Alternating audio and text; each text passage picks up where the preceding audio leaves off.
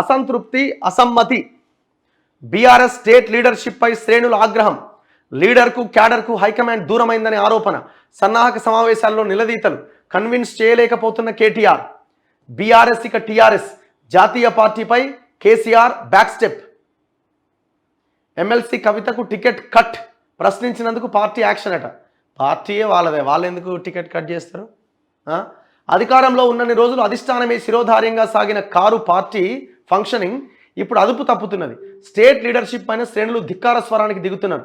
పవర్లో ఉన్నన్ని రోజులు జిల్లా నియోజకవర్గాల స్థాయిలో ఉన్న విభేదాలు పరిష్కరించాలని కోరినా పట్టించుకోలేదని, కనీసం ఫోన్లో కూడా అందుబాటులో లేరని, ఇలాగైతే పార్టీ ఎలా బతుకుతుందని స్టేట్ లీడర్లను నిలదీస్తున్నారట. ఈ పరిణామాలు కంటి మీద కునుకు లేకుండా చేస్తున్నాయట.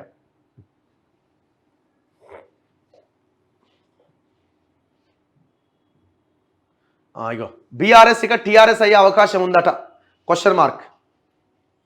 యాక్చువల్గా ఈ టీఆర్ఎస్ని బీఆర్ఎస్ చేసినప్పుడే పార్టీ పని అయిపోయింది. ఎప్పుడైతే తెలంగాణ అన్న పదంని పక్కకు జరిపిండో కేసీఆర్ పని గోవింద. మార్పు కోసం పార్టీ శ్రేణుల నుంచి ఒత్తిడి వస్తుందట. నేమ్ చేంజ్తో ప్రజలకు దూరం అయ్యామనే భావన, తెలంగాణ సెంటిమెంట్ మిస్ అయిందనే టాక్, డ్యామేజీ తగ్గించేందుకు అధినేత ఆలోచన. అందుకే ముందుగా పార్టీ నేతలతో లీకులు ఇస్తుండట. నేషనల్ పాలిటిక్స్లో చక్రం తిప్పాలనే వ్యూహంతో బీఆర్ఎస్ పేరుతో కేసీఆర్ వేసిన తొలి అడుగు బెడిసిగొట్టి సొంత గడ్డపైన ఎదురు దెబ్బ తగిలింది.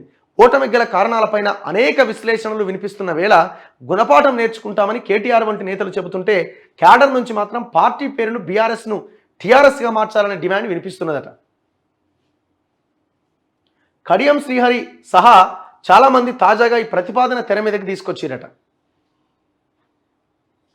యాక్చువల్గా ఇప్పుడు ఎంపీ ఎలక్షన్లకి ముందు చేస్తారా తర్వాత చేస్తారా అన్నది చూడాలి. ఎంపీ ఎలక్షన్లలో వీళ్ళకి సీట్లు కనుక మినిమం ఒక 5 కూడా రాకపోతే పార్టీ పని గోవింద. అది చాలా క్లియర్ పిక్చర్ కనబడతా ఉన్నది. అందులో ఈ కేటీఆర్ కవితను ముందు పెట్టి రాజకీయం చేయాలని కేసీఆర్ అనుకుంటే పార్టీ ఎటు కాకుండా పోతుంది. ఆలోచన అంటే వాళ్ళు మాట్లాడుతున్నది చాలా దారుణంగా ఉన్నది.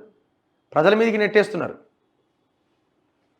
ఇది బీఆర్ఎస్ టీఆర్ఎస్ చేసినా ఏమన్నా ఉనికినేమన్నా నిలబెట్టుకునే అవకాశం ఉంటుందేమో, కానీ ఇంకా మళ్ళీ వీళ్ళు గెలిచే అవకాశాలు అయితే కనుచూపు మేరలో అయితే కనబడతలేవు.